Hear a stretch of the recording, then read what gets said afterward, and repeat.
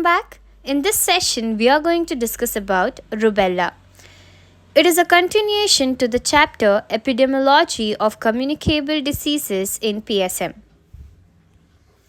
The objectives to this session are the introduction to rubella, pathophysiology, transmission of rubella, the clinical presentation, which is nothing but the signs and symptoms observed in a patient, diagnosis, differential diagnosis to rubella. Let us discuss in detail about the various differential diagnoses to rubella.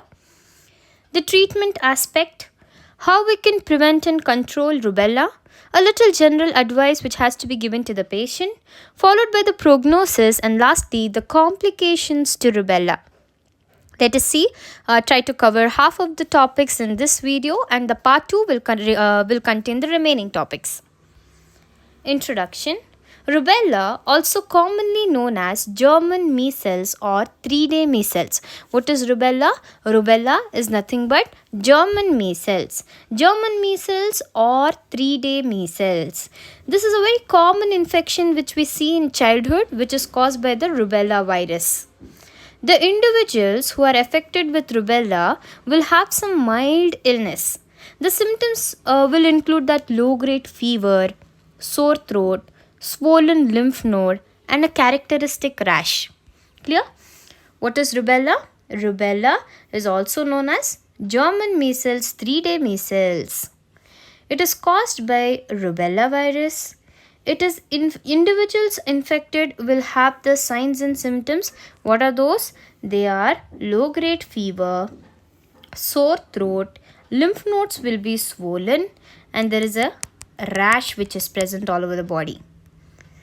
Moving further, however, it can be a serious condition in pregnant women as it may cause congenital rubella syndrome in fetus.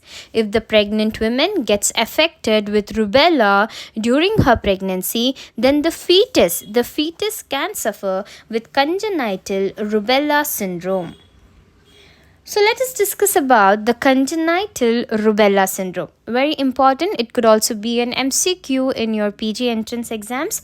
What are the triad of the congenital rubella syndrome? They can give you cardiac and ocular lesions, deafness, microcephaly, all of the above. So you need to select the option all of the above. So let us see congenital rubella syndrome. It is a transplacental infection. So you can see here in the transmission, it is transmitted in the pregnant women via the placenta to the baby. The pregnant mother, if she is infected via this placenta, it is infecting the baby. So the congenital rubella syndrome is transplacental infection.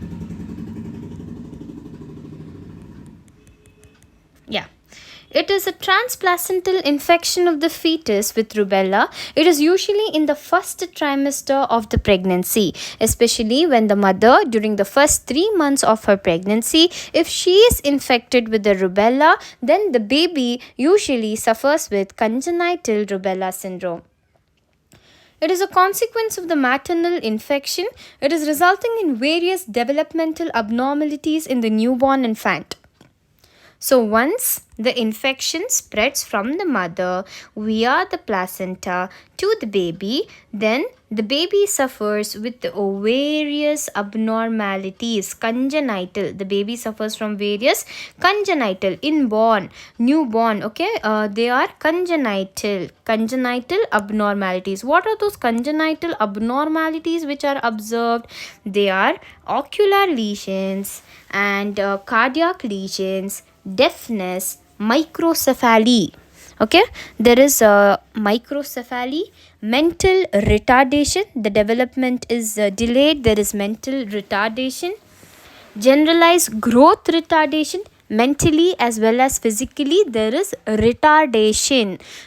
So mentally the baby is retarded. Also the growth is as well retarded. It presents as purpura, anemia, hepatitis, encephalitis, and radionucleosis of long bones. The growth retardation is presented in the form of anemia. Also there is hepatitis, encephalitis, and radiolucencies of long bones. Moving further to the epidemiology, rubella spreads all over the world. Its incidence is reduced in developed and some developing countries by large coverage of rubella vaccination. We see that this rubella disease is spread all over the world. You can observe the rubella disease spread all over the world. Around the globe, you can see the rubella disease is spread. But now, in the developed countries as well as the developing countries, it has come to a decreased rate because of the use of the rubella vaccination. In India, 1 to 15% of infants with suspected intrauterine infection are found to be positive for rubella IgM antibodies. So we see that 15% of infants in India, whoever were having the intrauterine infection, if the mother was affected during the first trimester of the pregnancy, then the baby is likely to have rubella IgM positive antibodies. CRS accounts for the congenital rubella syndrome accounts for 10 to 15% of pediatric cataract. So you can expect an MCQ here. What is the cause of pediatric cataracts? Then you can think of congenital rubella syndrome. It is accounting for 10 to 15% of pediatric cataract. Usually we observe cataract in old age. But here you can see pediatric, the infants suffering from cataract, the children suffering from cataract. You can think one of the cause to be the congenital rubella syndrome. And 10 to 15% of other congenital anomalies like we discussed earlier, the deafness, microcephaly and all that. Seropositivity for rubella is 69% in 1 to 5 years of age group. It becomes 95% by the age of 15 years. Rubella is spread by droplet infection and human is the only host of rubella. Okay, humans are the only host. We don't have any other vertebrae as the host. Humans are the only host for rubella and it is spread by droplet infection. You can see the picture here. It is spread from the pregnant female via the placenta to the unborn child, resulting in congenital rubella syndrome, and it is transmitted via the respiratory droplets and human is the only host. Okay. Moving further to the epidemiological determinants. The epidemiological determinants include the agent factor, host factor and environmental factor. This is a very important aspect with regard to the PSM, the epidemiological determinants. Most likely the question will be asked from this. So we see the agent RNA virus of the Toga virus family. We know the rubella virus is a RNA virus. It belongs to the Toga virus family. The host, the age group is 3 to 10 years and also age is older than 15 years. The general age group is 3 to 10 years and also the age older than 15 years are also getting affected. Moving further to the environmental factor, later winter and spring in mild temperature zone is likely to be the most favorable climate for the spread of rubella. So we see it's a respiratory, it's spread by respiratory route. So winter and spring is more favorable for respiratory conditions. We can apply this and remember the environment for rubella, it is spread through the respiratory droplets and the respiratory diseases are more common during the spring season, winter season. And again, R for rubella, you can remember the RNA virus. Okay, RNA. It's a RNA virus of the Toga virus family. Moving further to the pathophysiology of rubella virus. Rubella.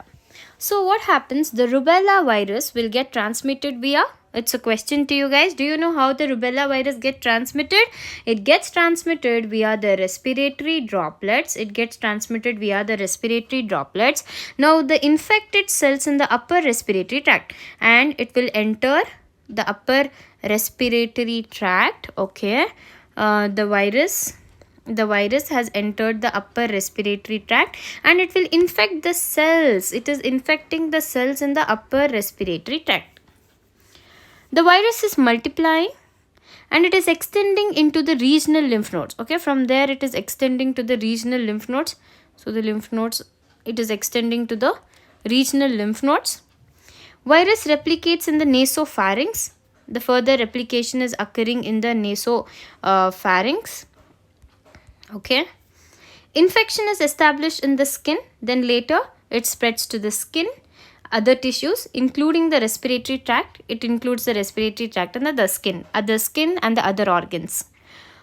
Forchmeyer's spot may develop, rashes will develop, later on the cough starts. The virus can be found in the skin, blood, respiratory tract. Clear, guys? Let us see what is Forchmeyer's spot. You can see here the presentation of Forchmeyer's spot. We saw this, the Forchmeyer's spot, the picture, and this is the rash. Okay, the rashes which have developed in cases of rubella, and the patient also presents with cough. You can see here. This is a Forchmeyer's spot seen in the mucous membrane in cases of rubella. Moving further, the pathophysiology, we are going to also discuss what happens in congenital rubella syndrome. We saw that there is hepatitis, encephalitis. So let's see, you have to keep this in mind when we are studying about the pathophysiology.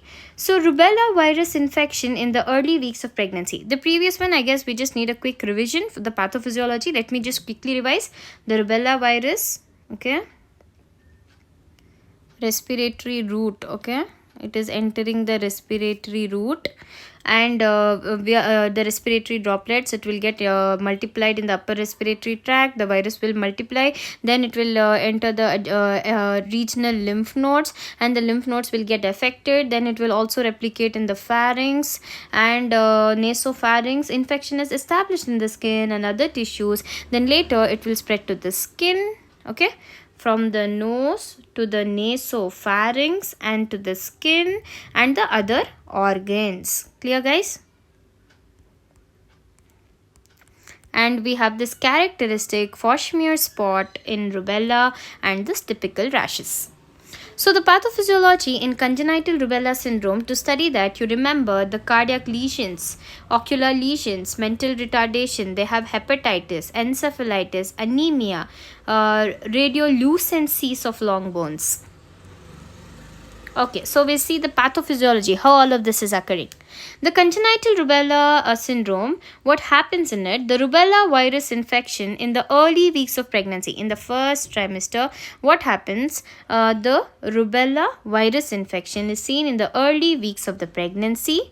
It causes the enzymatic slowing of the metabolism.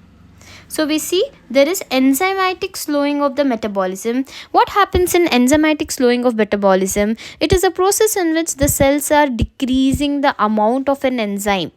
They are decreasing the enzyme's amount, and also they can use the inhibitors to make this enzyme inactive. It is slowing down the metabolic pathway. The metabolic pathway is halting here. The enzymatic slowing of the metabolism occurs. You can see the enzymatic slowing down of the metabolism. There is catabolism of the vitamin A. Once there is catabolism of the vitamin A, the vitamin A gets accumulated in the liver. Okay, vitamin A is getting accumulated in the liver and causing a damage to the hepatocytes there, resulting in the liver damage and cholestasis.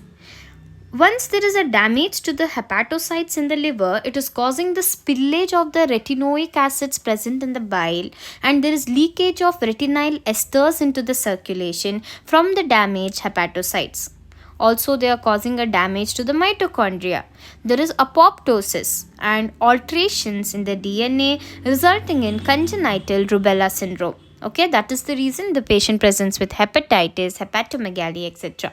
So we see, guys, what happens. 1, there is slowing down of the metabolism.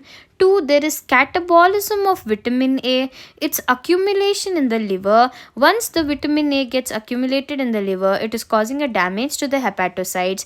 Later on, there is a spillage of retinoic acids, retinyl esters into the circulation from these damaged hepatocytes. Also, they are causing a damage to the mitochondria. There are alterations in DNA resulting in congenital rubella syndrome. The transmission, we are very well aware of the transmission now. It is caused via the respiratory droplets, and also the pregnant female transmits the rubella virus via her placenta to the baby. Next, moving further to the clinical features of rubella.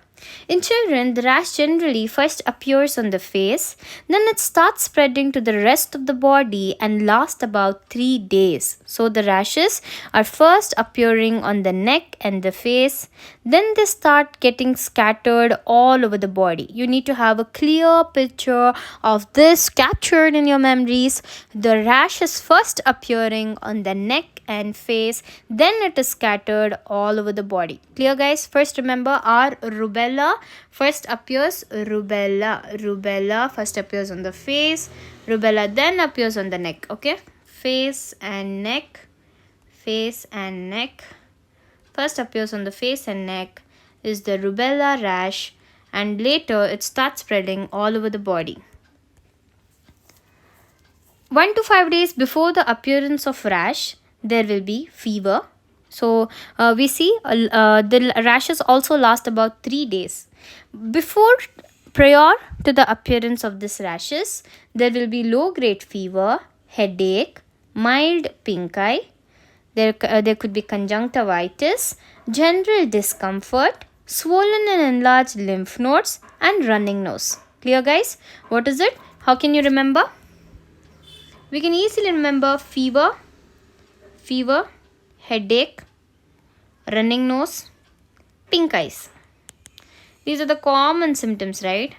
Whenever we get any viral infection, we have fever, headache, running nose, and pink eyes, general discomfort. What is one more thing you have to remember? There is swollen and enlarged lymph nodes. So these are the clinical features, very simple clinical features. You have to write about the rash, very, very simple. If they ask the clinical features of rubella, explain the etiology, pathophysiology, then epidemiological determinants, clinical features, diagnosis could be the question. So you'll write about in the epidemiological determinant, the agent, host, and environmental factor. We know the agent is the virus, and Toga virus family it belongs to. It is an RNA virus. Then we know the host is only a man, and then the environment, spring and winter season. Then you'll write about the clinical features. You'll write about the characteristic rash.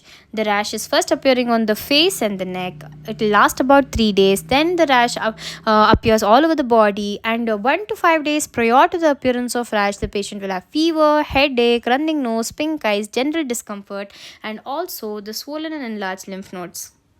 In congenital rubella syndrome, the pregnant women who contact rubella are at a risk for miscarriages. I said you, if the pregnant woman, if she's getting infected with rubella in the first trimester of the pregnancy, there are high chances for her to undergo miscarriage, or she could also give birth to a still baby. There could be stillbirth, and their developing babies are also at a risk for severe birth defects with lifelong consequences, which we have already discussed. What are those consequences? The infant will suffer with cataract, deafness, heart defects, cardiac lesions, ocular lesions, intellectual disability, that is nothing but the mental retardation, liver and spleen damage. We have hepatitis, then we have low birth weight and skin rashes at birth. You can also see here, it is a photograph of a 2-week-old infant boy with congenital rubella syndrome. He is presenting with blueberry muffin spots. You can see the arrows here, the blueberry muffin spots. They are manifested as non-blanching blue or purple macules. They are non-blanching. On pressure, they don't disappear. They are non-blanching blue or purple macules and nodules on the right lower eyelid. You can see here in the picture, the right lower eyelid, upper limbs, and also it is seen on the abdomen. These are the blue or purple macules and nodules known as blueberry muffin spots. Moving further to the diagnosis of rubella, The rubella rash can look like many other viral rashes, so we can use a blood test to confirm the diagnosis of the disease. So it looks like many other viral rashes, very similar to other viral rashes. So it is better you go with a blood test to confirm the diagnosis to the disease. The blood test will clearly show you that rubella virus specific IgM antibodies will be elevated in a person who is recently infected with rubella virus. So what is the difference between this IgM and IgG antibodies? How can you differentiate between them? The IgM antibodies will be increased when the infection is a very recent one. Individual who is recently infected with rubella virus will have the rubella virus specific IgM antibodies increased in his blood reports. And the person who has a long running disease, or his parents are affected with it, if the mother, let's see what they're saying. The test for IgG antibodies is more common, and the test is done to see if the woman who is pregnant or plans to get pregnant is immune to rubella. So we see this IgG antibodies is the most common test. We do this test to see if the woman, whoever is pregnant, or this woman who is planning to get pregnant, is she immune to rubella or not? If the IgG antibodies have already developed, it means that previous infection has occurred and her body is prepared. By preparing this, they have created this IgG antibodies in the body, and it is already prepared so that even if the virus comes, they have this antibodies ready in their body. Okay, IgG, previous infection or long infection. Very recent one, you can see the IgM active, and recent, it is IgM. So from the differential diagnosis part, let us do it in the part 2 of the video. I hope so far the diagnosis, the clinical features, transmission, pathophysiology, epidemiological determinants, congenital rubella syndrome, and the introduction was clear. In the next part, we are going to do the differential diagnosis, treatment, prevention, control, general advice, and prognosis and complications. So I hope so far everything was clear. Thank you. With this, we come to an end of the session.